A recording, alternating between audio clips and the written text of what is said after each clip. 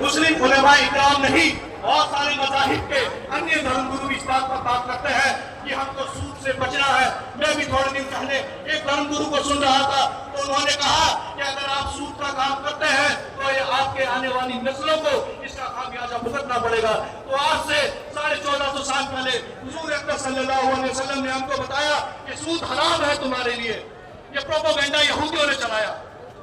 उसके बाद जो कॉर्पोरेट वर्ल्ड है, इसको समझने की बहुत जरूरत है। वो चाहते हैं कि शराब आम हो जाए, हर आदमी शराब पिए। अल्हम्दुलिल्लाह हुजूर अकरम सल्लल्लाहु अलैहि वसल्लम ने शराब को हराम करार दिया। ये वो साजिश है जिसके तहत हुजूर अकरम सल्लल्लाहु अलैहि वसल्लम पखूलियां उठाते हैं। जैसा मैंने कहा कि कोई पूरी दुनिया मिलकर भी अगर हुजूर के खिलाफ ये चाहती है कि उनकी शान में कमी आ जाए, नहीं आएगी। जिसका जिक्र कुरान में बुलंद अल्लाह ने कर दिया, उसको कोई भी दुनिया का आदमी मिलकर उसकी शान को मिटा नहीं सकता। तो मेरे साथ कहो, वरफ़अना लका ज़िक्रक, वरफ़अना लका ज़िक्रक। क्योंकि वक्त की किल्लत है, मैं अपनी बात को यहीं पर खत्म करूंगा और इंशाल्लाह आपसे फिर मुलाकात होगी।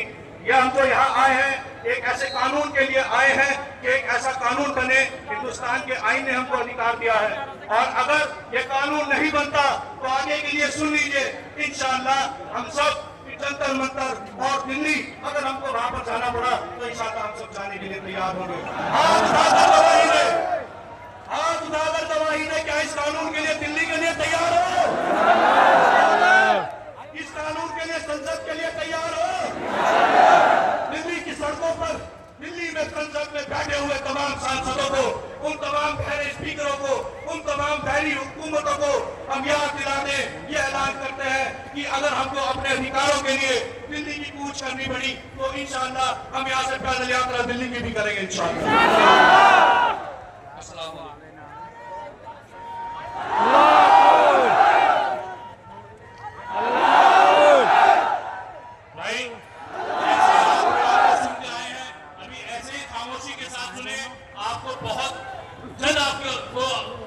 अपना इजहार करने का मौका मिलेगा। हमारे बीच में उत्तराखंड की बहुत ही नुमाया आवाज जनाब एडवोकेट जावेद खान साहब मौजूद है। मैं जनाब जावेद खान साहब से गुजारिश करूंगा कि वो स्टेज पर आए। जनाब जावेद खान साहब एडवोकेट।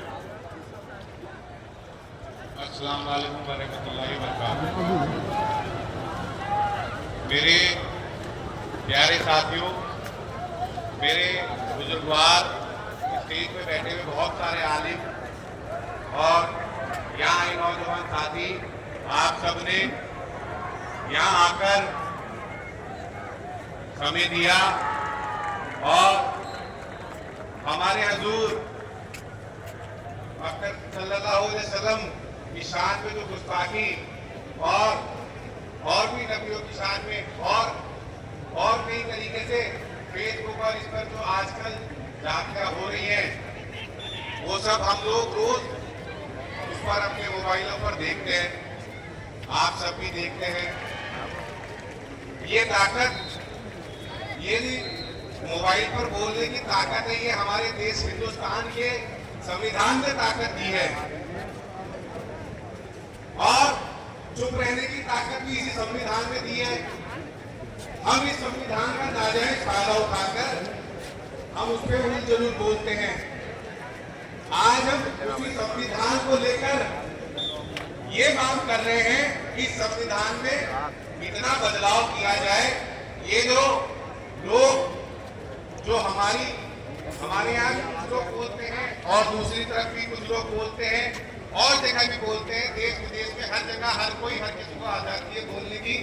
जो भी कोई बोलता है उसे चुप कराने की आजादी अगर किसी को वो है, संविधान के अंदर ताकत है, तो हमारे संविधान का जो लाचार सिस्टम बना रखा है वो लेजर सिस्टम का फायदा उठाकर बोलते हैं।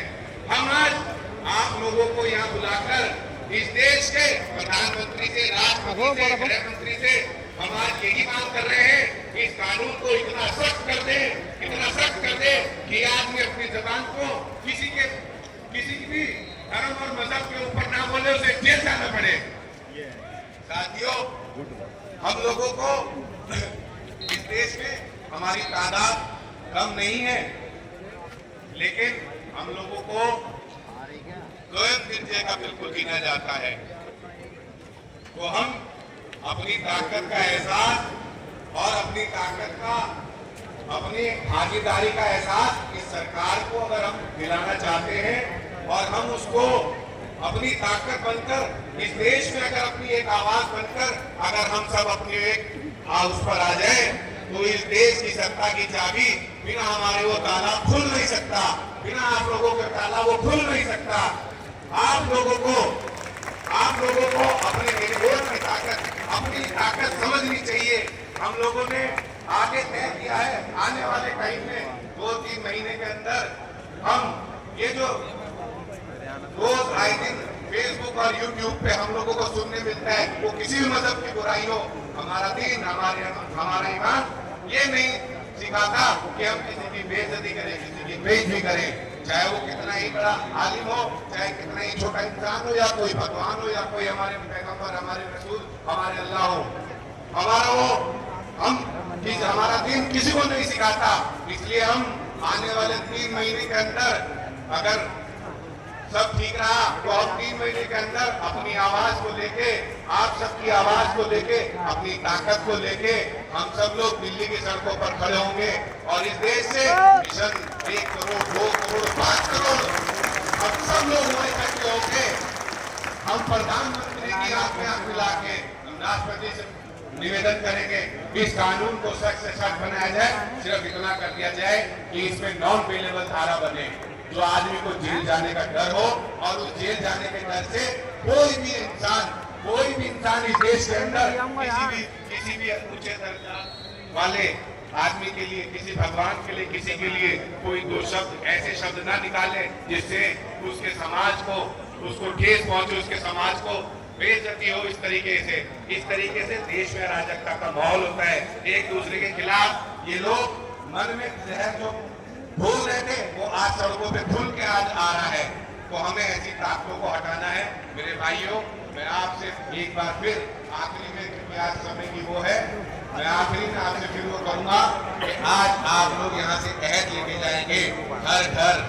हर घर से एक इंसान, हर घर से एक नौजवान, एक बुजुर्ग जो बेचारे माजूर है, उनको छोड़कर हम सब नबी की शान की गुस्ताखी को लेके इस कानून को पुख्ता करने के लिए, इसे पक्का करने के लिए सब दिल्ली चलेंगे, सब दिल्ली चलेंगे, सब अहद करते हैं। कल को किसी का काम आए तो नहीं आएगा। साथियों, मैं अपनी बात को यही खत्म करता हूँ। आगे और भी लोग बोल रहे हैं। बहुत बहुत शुक्रिया। बहुत बहुत शुक्रिया जनाब एडवोकेट साहब। आपसे गुजारिश है कि आप लोग खामोशी के साथ सुने। हम हाजिर हैं या रसूलुल्लाह सल्लल्लाहु अलैहि वसल्लम, ये गुलाम में रसूलुल्लाह हाजिर हैं। बहुत ही नामूस आवाज इस उत्तराखंड की मानूस शख्सियत, मेरे अजीज दोस्त शेर उत्तराखंड जनाब नईम कुरैशी साहब, आपसे गुजारिश है कि आप आए और जो कुछ इस वक्त हमारे वतन में हो रहा है उसके बारे में आपको बताएं और आगे का क्या लाही अमल हम लोगों की तरफ से हो रहा है, इसके लिए आप आए और आपके बीच में इस उत्तराखंड की बहुत ही खूबसूरत आवाज, बहुत ही इनकलाबी आवाज जनाब नईम कुरैशी साहब आप लोगों के बीच में। नारे तकबीर!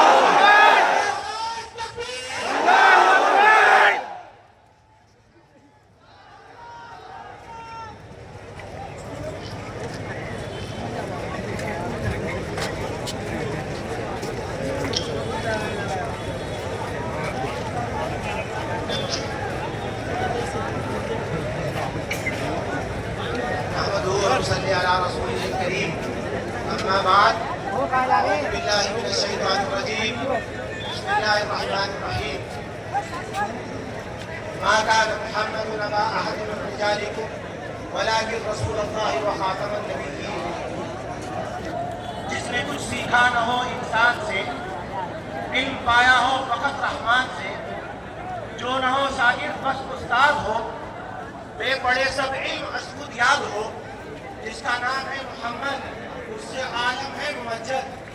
आप तमाम हजरात जो